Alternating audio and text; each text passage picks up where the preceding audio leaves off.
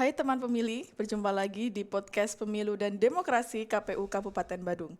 Bersama saya Feni Novia Istanti sebagai host podcast pada episode kali ini.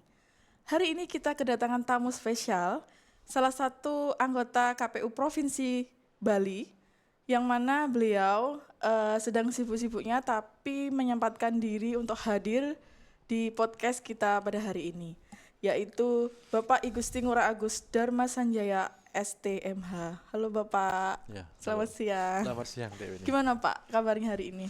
Ya, Setunggara sehat. Dek Beni gimana? Astuggara Rahayu Pak, sehat Alhamdulillah. Sudah lama ya Pak, Bapak nggak main ke podcast KPU Badung. Kayaknya sudah 1 tahun Pak. Iya, kan belum satu abad. Ya, baru Iya, 1 tahun. 1 tahun. Tapi 1 tahun sudah lama Pak, Iya, karena lumayan. Bapak Ngurah ini salah satu viewers kita, narasumber di podcast kita yang viewersnya sangat banyak teman-teman. Iya, terima kasih. Jadi kalau teman-teman searching salah satu episode kita di podcast polusi pada pilkada tahun 2024 lalu, bisa di searching. Salah satu viewers kita terbesar adalah Bapak Ngurah Agus Dharma Sanjaya. Sebenarnya saya salvok Pak, salvok sebentar dengan titel Bapak, yaitu ada ST-nya Pak. Kebetulan kita sama-sama ST Pak. Nggih. Memang dari jurusan tekniknya Pak. Iya, jurusan teknik dulu. Jurusan teknik. Kalau nggih. yang lama teknik itu kan insinyur. Nggih, betul Pak. Nah, kemudian ketika saya mulai kuliah itu ternyata insinyur nggak berlaku lagi. Jadi Nggih, betul. gelarnya itu semua di nama belakang ya. Setelah nama Iya. ada sarjana teknik, sarjana dan lain sebagainya. Kalau Iya. saya ini sarjana teknik informatika. Oh, sarjana teknik. Jadi informatika. lebih ke apa ya, pengembangan program komputer Iya. sebetulnya. Cocok Situ. nggih Pak nggih sama Maksudnya wajah saya kayak komputer. bukan Pak. Cocok dengan jabatannya sekarang Oh, iya, sebagai kepala divisi atau ketua divisi perencanaan data dan informasi. Iya, iya. Nah, sekarang kesibukannya apa Pak? Kan pilkada udah selesai, pemilu sudah selesai. Iya. Sekarang kesibukannya apa? Ya, kalau sekarang itu kita sedang mengerjakan pemudahiran data pemilih berkelanjutan. Jadi pasca pemilu, pasca pilkada, jadi daftar pemilih itu akan terus kita mutakhirkan. Ini nanti outputnya itu supaya di pemilu atau di pilkada mendatang itu daftar pemilihnya itu sudah jauh lebih baik daripada sebelumnya, kira-kira gitu. Iya, memang Rendatin ini salah satu divisi yang kayaknya nggak pernah sepi job ya Pak ya. Walaupun sudah selesai pilkada atau selesai pemilu, divisi Rendatin ini masih bekerja begitu. Betul. Di divisi lain yang memang sudah memiliki program masing-masing seperti itu. Berbicara dengan pemutakhiran data pemilih berkelanjutan Pak, sebenarnya apa sih Pak pemutakhiran data pemilih berkelanjutan? Apa bedanya dengan pemutakhiran data sebelumnya? Iya. Ini panjang banget namanya ya. Iya, Pak, Pemutahiran benar. Data pemilih Benar. berkelanjutan. Jadi kalau kemarin itu kan namanya cuma pemutakhiran data pemilih. Betul. Nah, sekarang cuma ditambahin berkelanjutan. Jadi kalau kata berkelanjutan berarti kan berkesinambungan. Betul. Jadi data itu akan dimutakhirkan secara berkesinambungan, dilakukan secara terus-menerus gitu loh. Jadi nggak ada stopnya kayak tahapan ya, bukan tahapan pemilu atau pilkada. Tapi kita akan memutakhirkan data itu terus-menerus sampai dengan pemilu yang akan datang, kira-kira gitu. Oke. Apa sih Pak pentingnya bagi masyarakat program ini Pak? Ya, sebetulnya gini, ini kan menguntungkan ya. Ini istilahnya nyicil kerjaan. Jadi kalau kita kerjakan di pemilu berikutnya, ya otomatis ini kerjanya jadi berat kan, karena bebannya jadi besar gitu loh. Betul. Dalam pemilu itu kan kerjaan kita nggak cuma ngerjain data aja, banyak sekali kerjaannya. Betul sekali. Jadi kalau memungkinkan kerjaan kita itu dicicil. Nah, yang memungkinkan dicicil itu apa? Ya data pemilih ini. Oke. Sehingga data pemilih ini kita cicil dikerjakan setiap tahun. Ketika waktunya nanti tiba tahapan pemilu, beban kita untuk memutahirkan data akan jauh menjadi lebih ringan. Sehingga kita bisa punya energi untuk melaksanakan tahapan-tahapan yang lain. Oke. Nah, manfaatnya sebetulnya banyak. Jadi manfaat yang pertama tentu untuk meringankan beban kerja kita nanti ya di pemilu berikutnya di tahun 2029. Nah, di samping untuk KPU sebetulnya data ini bisa dimanfaatkan oleh lembaga lainnya. Oke. Karena apa? Karena data kita itu ya kan ini bersifatnya gabungan mix ya antara administrasi kependudukan dengan faktual di lapangan. Jadi kalau secara administrasi kependudukan datanya mungkin tidak sevalid yang kita miliki ya. Kalau kita kan sudah gabungan, data secara administrasi dia ternyata begini-begini, tapi kita juga melakukan cross check ke lapangan, benar nggak atau enggak gitu loh. Sehingga data kita akan jauh lebih akurat ya secara faktual dibandingkan dengan data yang dimiliki oleh pemerintah daerah misalnya. Sehingga data KPU itu bisa dimanfaatkan oleh lembaga lain, contoh pemerintah daerah atau Kementerian Kesehatan atau kementerian lainnya juga bisa. Contoh kemarin Kementerian Kesehatan koordinasi dengan KPU RI dan melalui koordinasi itu, melalui data kita itu Kementerian Kesehatan bisa menghemat dana triliunan rupiah.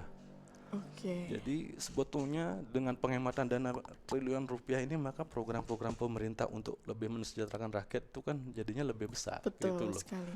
Jadi ya secara tidak langsung ya, walaupun masyarakat mungkin nggak merasakan manfaatnya, tapi dengan dana yang dihemat oleh kementerian, ujung-ujungnya nanti dana akan digunakan untuk masyarakat juga, otomatis masyarakat akan mendapatkan manfaatnya. Iya. Gitu. Berarti secara tidak langsung nih KPU sudah membantu pemerintah ya Pak ya, membantu pemerintah dalam hal pemutakhiran data. Betul. Jadi ya harapannya seperti itu ya. Tentu ini perlu upaya besar. Jadi kita nggak bisa bekerja biasa-biasa aja, nggak bisa. Jadi ya satu di tengah efisiensi anggaran, kamu juga tahu betul. Kita uangnya sama sekali nggak ada. Iya betul. Kedua, kita nggak punya orang karena tahapan sudah selesai, nggak ada lagi PPK, nggak ada lagi PPS, nggak ada lagi Pantarlih, kan? Orangnya kita sedikit. Dan sumber-sumber lainnya juga menipis, sehingga kita perlu cara-cara kreatif ya untuk bisa menghasilkan daftar pemilih yang berkelanjutan ini, yang berkualitas, sehingga ketika data ini dipergunakan oleh instansi lain atau lembaga lain, data ini benar-benar bermanfaat bagi mereka. Betul sekali Pak. Jadi memang efisiensi itu tidak menghambat dari kinerja KPU dan kinerja kita, gitu ya Pak. Karena sudah biasa. Iya betul sekali. Baik Pak, apakah program ini itu dilakukan saat tidak ada pemilu saja Pak? Iya, betul. Jadi kalau pemutahiran berkelanjutan ya itu pasca pemilu. Kalau di pemilu atau pilkada namanya pemutahiran data. Kalau pemutahiran data berkelanjutan itu dilakukannya pasca pemilu maupun pilkada. Bisa Pak diceritakan kepada kami, kepada teman pemilih di rumah, bagaimana sih Pak mekanisme atau proses pemutakhiran data pemilih berkelanjutan ini? Ya, jadi begini. Yang namanya warga negara Indonesia itu kan dinamis ya.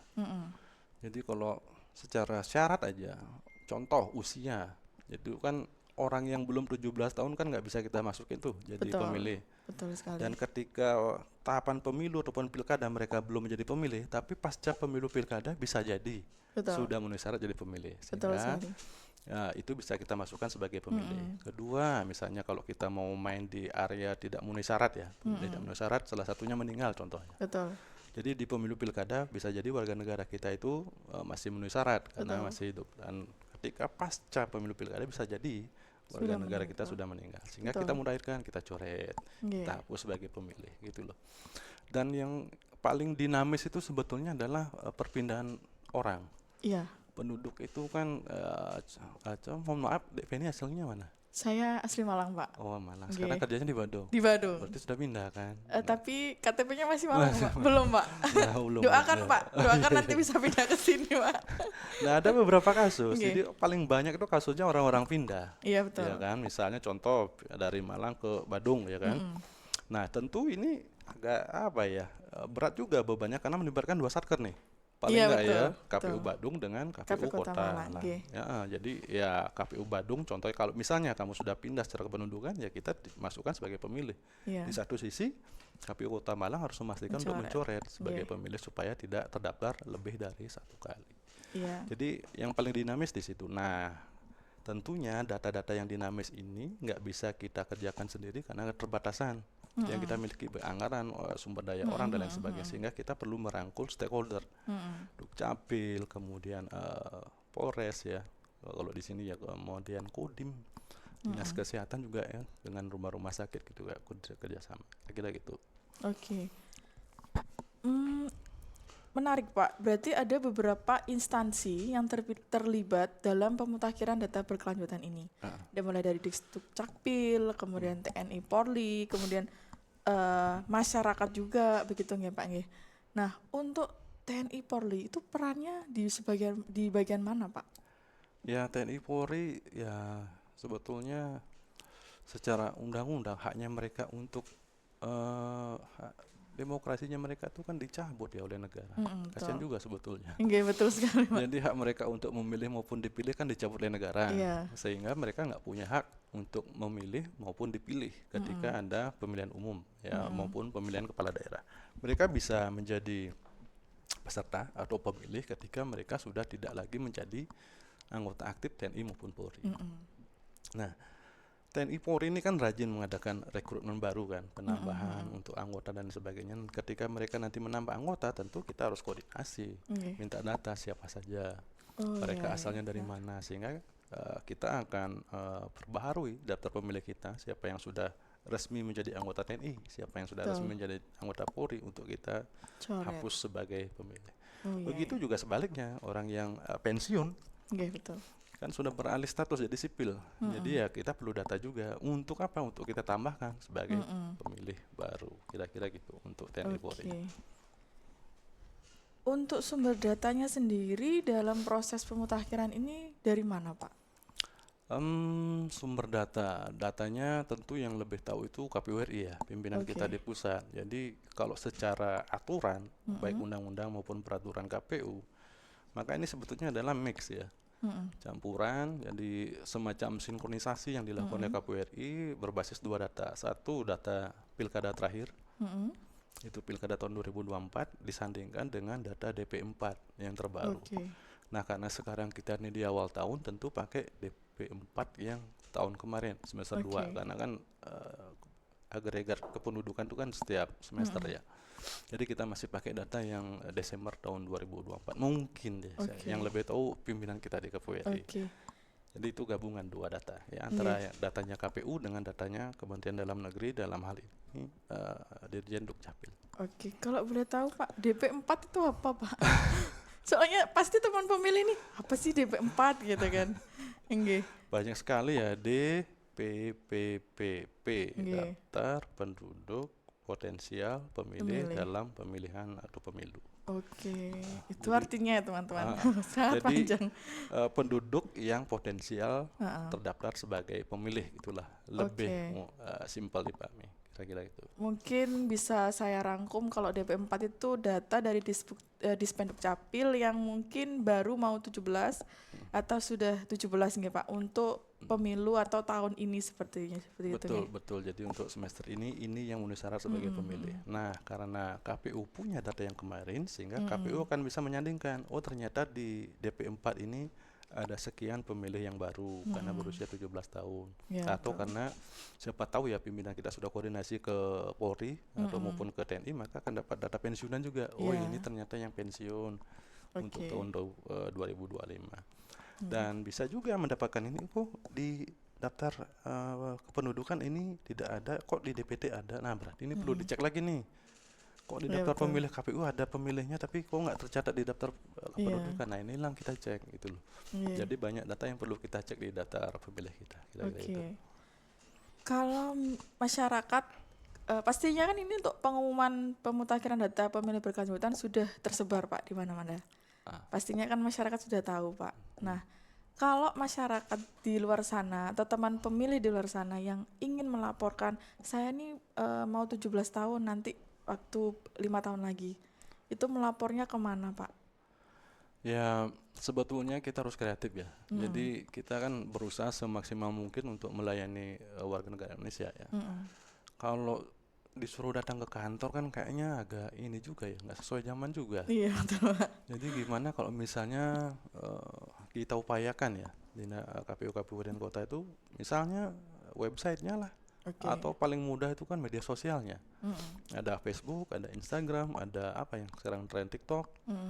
Jadi tinggal komen aja di sana ya.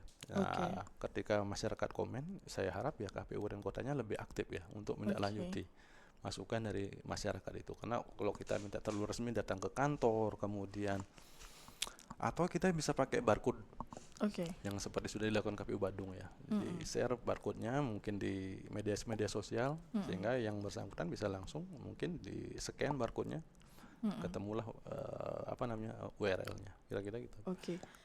Apakah ada batas waktu Pak untuk pelaporan ini? Batas waktu tentu kita ini menyesuaikan dengan jadwal rekapnya Oke. masing-masing. Jadi ini kan pemudahan berkelanjutan setiap tahun tuh ada 4 kali rekap nih.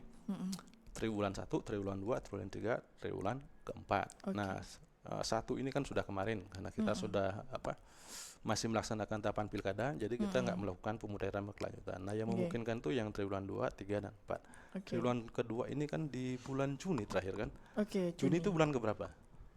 bulan ke-6 ya? Bulan ke-6, ya betul kan? Ya. Nah, berarti kita tuh harus merekap sampai di bulan Juni ini. Oke. Sampai terakhir. Nah, kalau ada tanggapan masukan masyarakat ya kita tunggu sampai akhir bulan Juni. Tapi kalau Oke. bisa jangan akhir Juni. Jangan ya. Bisa nggak lebih cepat? Oke. Tapi sekarang udah mulai awal Juni, Pak. Iya, Berarti- makanya waktu kita kan sedikit. Jadi Iya, kebiasaan betul. nih, ini mohon maaf. Jadi Iya. masyarakat kita tuh sukanya terakhir-terakhir, ya kan? Iya, Kalau iya, sudah iya. memberikan masukan tanggapan tuh di hari terakhir. Padahal kita itu punya sistem, Oke. kita punya aplikasi, Oke. ya kan? Semuanya harus kita catat. Iya, Nggak betul. mungkin kita kerjakan semuanya di hari terakhir, itu nggak Iya, mungkin. betul. Jadi Iya, betul. kita juga minta kesediaan masyarakat ya dalam Iya. hal ini untuk bisa memberikan masukan tanggapan kita tuh jauh hari sebelum hari terakhir. Oke. Jadi kalau memungkinkan sekarang ya sekarang, memungkinkan besok ya besok gitu loh. Jangan tunggu di akhir kami melakukan kegiatan. Finalisasi. Ah, Iya, betul, Pak. sangat merepotkan. Iya, jadi teman pemilih tadi udah tahu ya, kalau pemutakhiran data berkelanjutan ini dibagi beberapa triwulan dan kemungkinan teman pemilih bisa melaporkan paling terakhir di akhir Juni, tapi jangan akhir Juni karena kadangkala kita butuh waktu untuk menginput. Nah, jadi untuk menghindari antrian input bisa dilakukan di sebelum akhir Juni, seperti itu ya Pak ya. Betul. Oke, kalau dari segi kendala Pak, ada nggak sih Pak kendala yang dihadapi dalam proses pemutakhiran ini Pak? Ya, kalau kekurangan anggaran bukan kendala ya kan. Ya jangan Pak, kalau itu jangan, karena sudah efisiensi. Kalau kekurangan orang bukan kendala juga kan. Iya, betul. Karena kita masih punya orang di kabupaten. Heeh. Nah, kendala berikutnya tentu ya saya kira data ini kadang-kadang invalid juga gitu loh. Jadi gimana? Invalid itu artinya nggak benar ya. Contoh misalnya di data kita tuh yang bersangkutan sudah meninggal, ada aktenya, Oke. pengalaman kemarin loh ya. Tapi ternyata yang bersangkutan masih hidup gitu loh. Ada akte kematiannya tapi masih hidup. Ini kan kita nyurtir ratusan ribu orang itu Betul. misalnya. Betul. Ini kayak mencari jarum dalam Ya, jerami iya, lah betul, modelnya. betul. Kan sangat sulit ya Iya, betul. mendeteksinya itu. Nah, kita juga kok kayaknya gimana ya, penyebab orang bikin itu tuh kok kayaknya penyebabnya bisa jadi karena petugasnya salah. Betul. Betul. Jadi yang meninggal orang tuanya, tapi karena anaknya yang ngurus, yang dicatat malah nama anaknya. Itu bisa Betul. jadi error oleh petugas. Iya, betul. Tapi biasanya lebih banyak karena masyarakatnya sendiri tuh memasukkan dan lain sebagainya. Ini kan sebetulnya nggak baik ya. Betul. Entah karena alasannya dikejar utang, pinjol dan lain sebagainya. Ada juga alasan yang pingin kawin lagi. Iya, ya betul. kan? Jadi pasangan yang lama Nggih. biar dia KTP-nya Bisa. baru dan lain sebagainya. Itu kendalanya. Jadi data yang banyak, kita nggak punya sumber daya, baik uang maupun orang. Tapi kita diminta untuk memastikan ini loh, nyari jarum dan Iya, jerami iya, ini benar. loh kan. Harus ketemu jarumnya ya Pak Nah, ya. harus ketemu gitu Iya, loh. betul, Kalau kita betul. ingin memberikan yang terbaik untuk masyarakat. Oke. Jadi ya itu perlu strategi dan juga perlu niat sih sebetulnya, keikhlasan. Oke. Betul, Kerja betul. keras terus menerus gitu. Iya. Betul. Kira-kira Pak, dari kendala yang tadi Bapak sebutkan Pak, gimana sih Pak cara KPU untuk memastikan bahwa data kita itu benar-benar valid dan mutakhir Pak? Ya, valid itu artinya benar. Betul. Mutakhir artinya terkini ya. Iya. Ya paling tidak pada saat rekap itu ya datanya benar dan juga terkini gitu loh. Karena bisa jadi namanya data kependudukan, data pemilih ya kan, habis kita tetapkan ya berubah lagi. Jadi itu sebuah rutinitas bagi kita yang sudah kerja hampir belasan tahun ya, ngurusin data pemilih itu sudah hafal. Jadi kalau kita tetapkan sekarang bukan berarti ya ini benar untuk Iya berikutnya, betul. enggak. Berikutnya ya pasti salah lagi. Kenapa? Karena penduduk ini kan namanya dinamis ya. Iya betul. Pindah sana sini, ada yang meninggal, ada yang lahir, ada yang memenuhi syarat umur, ada yang jadi TNI, Polri, kemudian ada yang pensiun dan lain sebagainya. Jadi kiat-kiatnya ya mumpung ini berkelanjutan ya sebetulnya eh, kita harusnya menggandeng stakeholder, eh, pemerintah daerah dalam hal ini Dukcapil, kemudian dinas PMD ya, kemudian TNI dalam hal ini mungkin Kodim, Polres juga dari Polri dan juga dinas kesehatan mungkin juga. Jadi semuanya kita coba rangkul untuk membantu kita. Karena apa? Karena ketika kita bisa menyajikan data pemilih yang berkualitas, semuanya bisa mendapatkan manfaatnya. Nggak Betul. cuma KPU aja, nggak Iya cuma betul. untuk pemilu berikutnya aja. Betul. Tapi mereka juga akan mendapatkan benefitnya, ya kan? Paling enggak, misalnya ada salah satu, ada penghematan ya, penggunaan anggaran, tentu ini berimpact untuk mereka juga. Kira-kira begitu. Iya. Untuk penggunaan teknologi atau aplikasi sendiri ada nggak Pak di pemutakhiran kali ini Pak? Ya, kita itu punya Sidalih, ya kan? Sidalih itu untuk internal kita kan, ngolah-ngolah data. Nah, kemudian untuk ke masyarakat itu kita punya gini juga sebetulnya. Cuman untuk sementara masih dipending oleh pimpinan. Oke. Kenapa? Karena efisiensi juga. Iya Jadi benar. kita sudah nggak punya pimpinan ya, sudah nggak punya cukup anggaran untuk menggunakan server. Tentu itu difokuskan untuk daerah-daerah yang melakukan sengketa, PSU dan lain sebagainya. Jadi sementara kita belum memiliki aplikasi khusus ya untuk pemutahiran data pemilih berkelanjutan, kecuali media-media sosial yang dimiliki oleh teman-teman KPU dan kota dan juga di provinsi. Oke.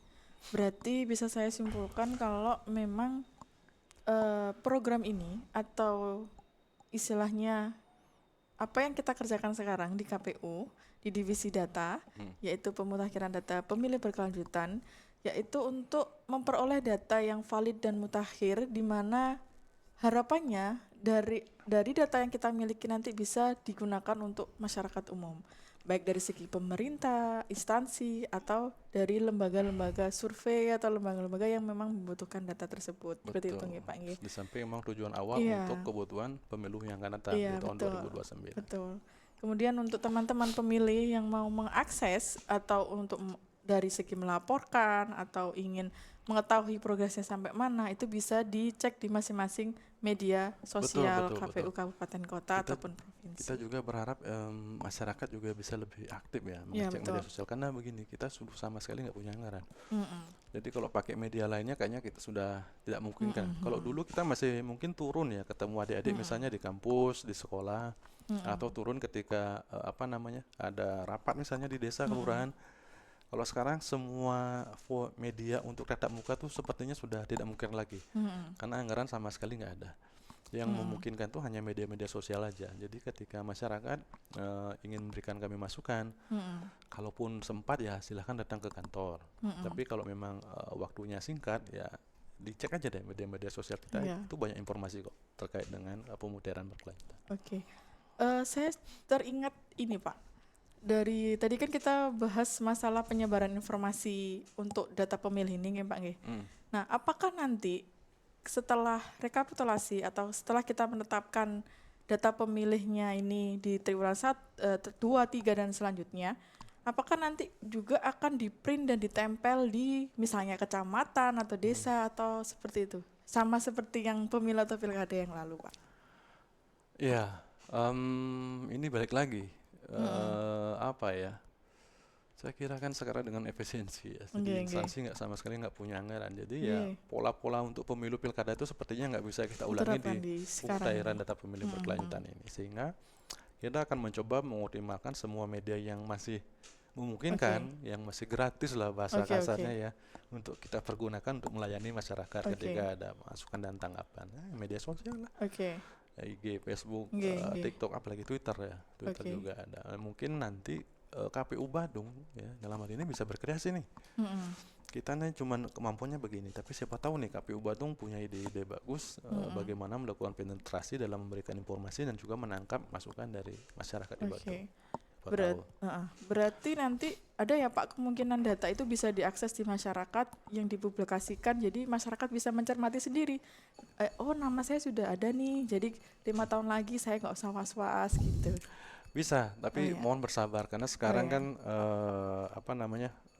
aplikasi yang dimiliki oleh KPU RI masih dipergunakan untuk PSU, ya kan? Karena servernya semakin lama semakin kecil karena anggaran yang menipis. Tapi nanti ketika PSU-nya selesai, maka itu bisa digunakan untuk pemutahiran berkelanjutan. Oke. Nah, mungkin di triwulan yang ketiga mungkin ya, triwulan setelah triwulan kedua ini kita bisa menggunakan aplikasi yang disiapkan oleh pimpinan. Oke. Iya. Eh, Kira-kira Pak, kalau misalnya ada perubahan data seperti pindah domisili, meninggal dunia, atau perubahan status TNI dan Polri, masyarakat ini harus ngapain Pak? Kalau alih status? Iya, betul. Iya. Ya seperti tadi kita diskusi, jadi ya kalau bisa datang ke kantor KPU Wadung ya. Kalau dulu bisa datang ke kantor camat, ketemu PPK, kalau dulu bisa ketemu PPS di kantor desa atau kelurahan. Kalau sekarang ya cuma di KPU Badung aja di kantornya. Oke. Di sini. Ya atau enggak paling enggak ya masyarakat bisa memberikan komen di media sosial terkait dengan postingan-postingan dari KPU Badung supaya nanti KPU Badung bisa respon gitu loh. Oke.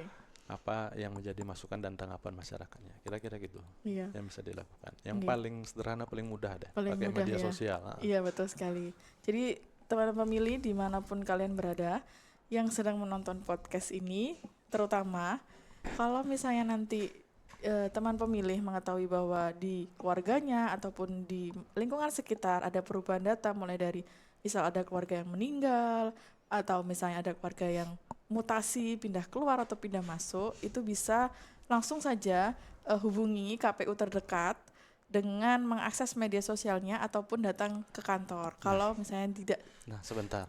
Mumpung kamu bilang pindah domisili dan lain sebagainya, saya kan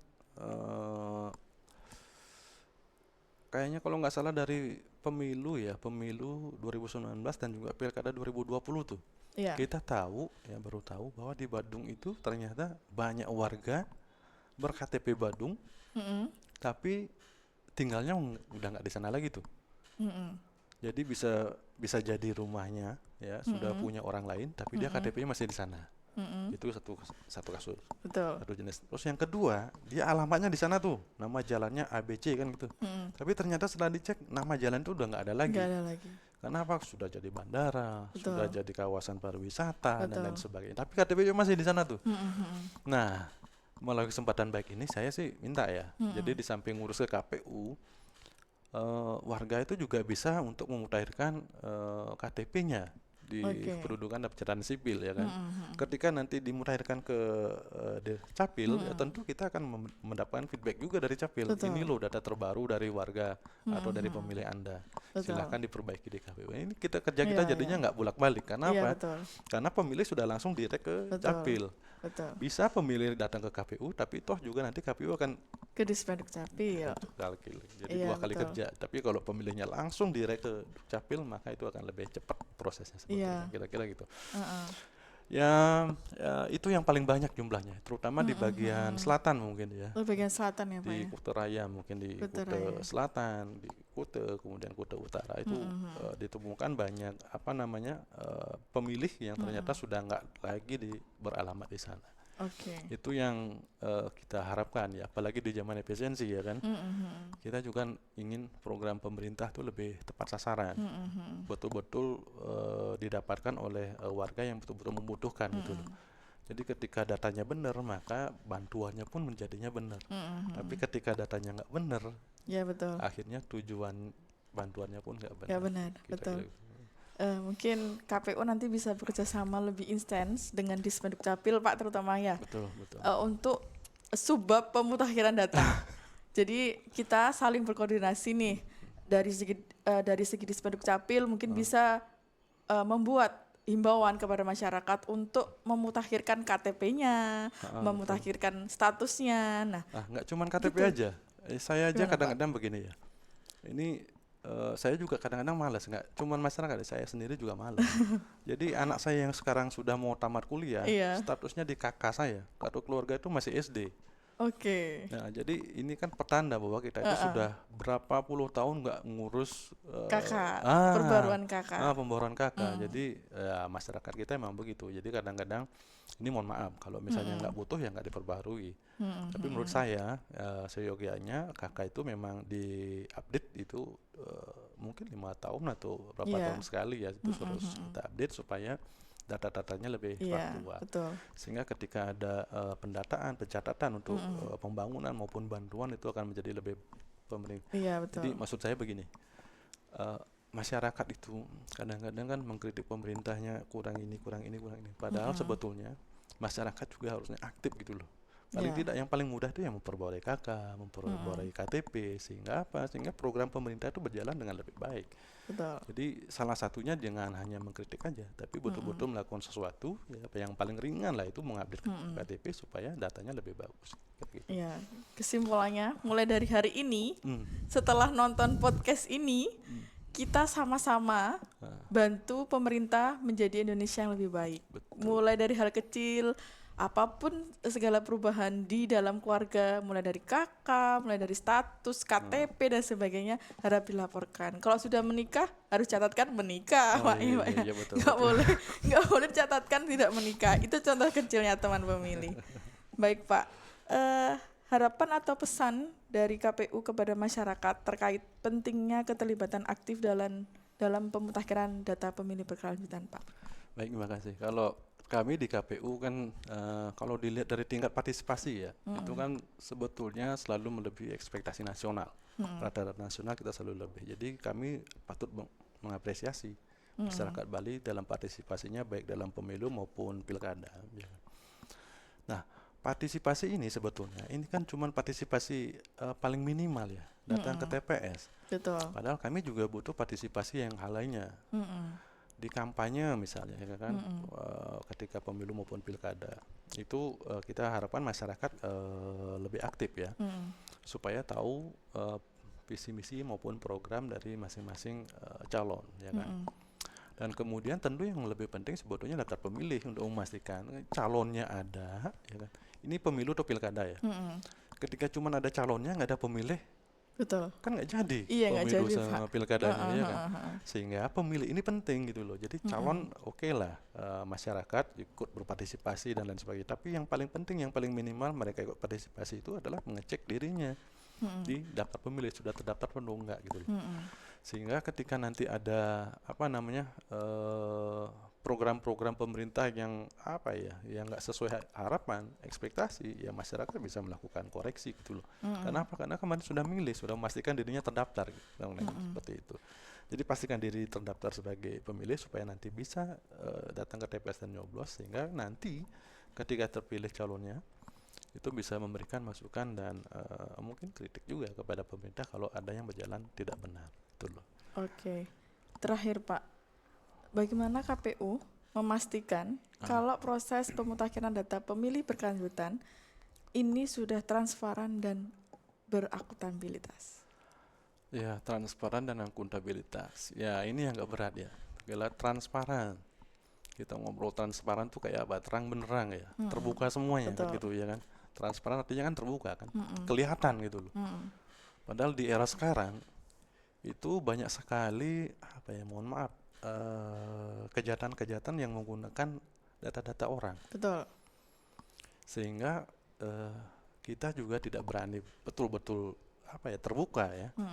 Untuk apa kita nggak terbuka penuh? Ya untuk melindungi masyarakat sendiri. Betul. Karena ketika kita buka semuanya itu bisa digunakan oleh orang yang berpikiran jahat ya untuk melakukan hal yang jahat. Jadi kita akan proteksi data kita, misalnya elemen yang penting NIK dan lain sebagainya, supaya ketika kita sampaikan atau kita sebarluaskan atau kita umumkan itu tidak bisa digunakan oleh orang yang tidak bertanggung jawab. Oke. Nah, jadi maksud saya itu transparan di sini tuh ya tidak semuanya transparan ya. Kita akan tetap buka prosesnya. Hasilnya juga tetap kita buka, tapi khusus untuk hasilnya tidak kita buka semuanya. Oke. Karena ini untuk kepentingan masyarakat juga supaya nanti masyarakat tidak merasa dirugikan oleh kegiatan yang kita lakukan. Gitu. Oke. Terakhir Pak, ada nggak Pak pesan atau Bapak mau mengajak masyarakat untuk mensukseskan pemutakhiran data pemilih berkelanjutan ini Pak? Closing statement. Ya, aduh, ini kan saya closing statement kayak gini ini kan muter-muter, ngulang-ulang terus. Tapi gini, Oh, jadi setiap tahapan pemudahan data kita di Bali ya khususnya iya, itu memang masyarakatnya minim oke. dalam memberikan masukan dan tanggapan. Jangankan masyarakatnya, pesertanya pun minim memberikan masukan dan tanggapan. Nah, kami selalu berpikiran positif ketika masukan tanggapan sedikit itu artinya kerja kami sudah baik. Kan begitu. Jadi kami tidak berkecil hati kan ya. Jadi kami selalu mengambil hal positif bahwa teman-teman peserta pemilu pun juga sudah mengapresiasi kerja kami dengan cara tidak memberikan masukan seperti itu. Nah, ke depan akan lebih baik ya kalau misalnya semua aktivitas kependudukan itu bisa disampaikan kepada Dinas Kependudukan dan Catatan Sipil. Itu aja yang paling simpel. Masyarakat mau mengurus ketika ada hal yang berubah, misalnya status perkawinan dari single menjadi ini. Kemudian ketika dilaporkan ke Dukcapil, tentu Dukcapil akan menyampaikan kepada KPU. Itu hal yang paling simpel sebetulnya Oke. bagi kita ya. Dan memang di era yang sekarang ini dengan kemajuan teknologi informasi, banyak media yang bisa dipergunakan secara gratis dan bisa komen-komen tuh di media sosial KPU Badung atau Oke. di media sosial KPU Bali kalau Oke. misalnya ingin mengetahui lebih banyak terkait dengan pemudahan berkelanjutan. Saya sadar waktu kita ngobrol di sini kan bentar nih, Iya. masyarakat ini kan ngobrolnya teknis banget nih. Masyarakat nggak sepertinya akan sulit memahami apa itu pemudahan berkelanjutan dan sebagainya. Tapi ketika masyarakat ingin menggali lebih dalam bisa nanya tuh di media-media sosial kita apa yang ingin ditanyakan, kita akan layani, kita akan jawab dengan sebaik-baiknya supaya masyarakat lebih lebih paham terkait dengan pemilu. Karena apa? Em, eh, Pemilu ini kan jalan untuk apa ya? Fendi ingat nggak belajar sejarah nggak? Sedikit, Pak. Karena saya orang IPA jadi sejarah Oh sedikit, iya Pak. iya kita sebelah Iya, saya Pak. saya orang fisika gitu. Heeh, Nah zaman dulu zaman kemerdekaan itu kan banyak pemberontakan betul. ya kan. Kenapa banyak pemberontakan? Karena banyak yang ingin eh, apa ya, bukan bahasa kasarnya ingin berkuasa. Jadi ingin dia punya paham ini, dia ingin cara ini untuk mensejahterakan masyarakat. Tokoh yang B punya cara begini. Nah mereka ini akhirnya bertolak belakang. Akhirnya apa? Akhirnya menggunakan kekerasan untuk mewujudkan cara mensejahterakan. Padahal tujuannya sama, ingin mensejahterakan masyarakat, tapi mereka punya cara yang berbeda. Dan itu akhirnya membuat kita menjadi saling menyakiti lah antar saudara sebangsa kita. Nah, kita gunakan pemilu, gunakan pilkada itu untuk menjaga supaya tidak ada lagi pertikaian antar saudara sebangsa ini. Jadi pemilu dan pilkada ini adalah jalan tengah, tidak ada kekerasan di dalam pergantian kekuasaan. Nah, saya kira ini penting kalau kita tidak ingin mengulang masa-masa kemerdekaan dulu. Nah, kalau kita sibuk bertengkar dengan saudara sendiri, Betul. kapan kita mau maju? Iya, betul. Nah, jadi ketika partisipasi aktif di pemilu pilkada itu paling, menurut saya ya, partisipasi yang paling minim untuk bisa mencapai Indonesia yang lebih baik bagi kedepannya, kira-kira gitu. Baik. Obrolan kita sangat seru sekali ya hari ini, teman-teman. Dari mulai proses data, kemudian ada sejarahnya sedikit, kita flashback bagaimana kita menghargai atau yang saat ini di era modern, bagaimana sih cara untuk berpartisipasi, salah satunya untuk dengan mengikuti pemilu ataupun pilkada.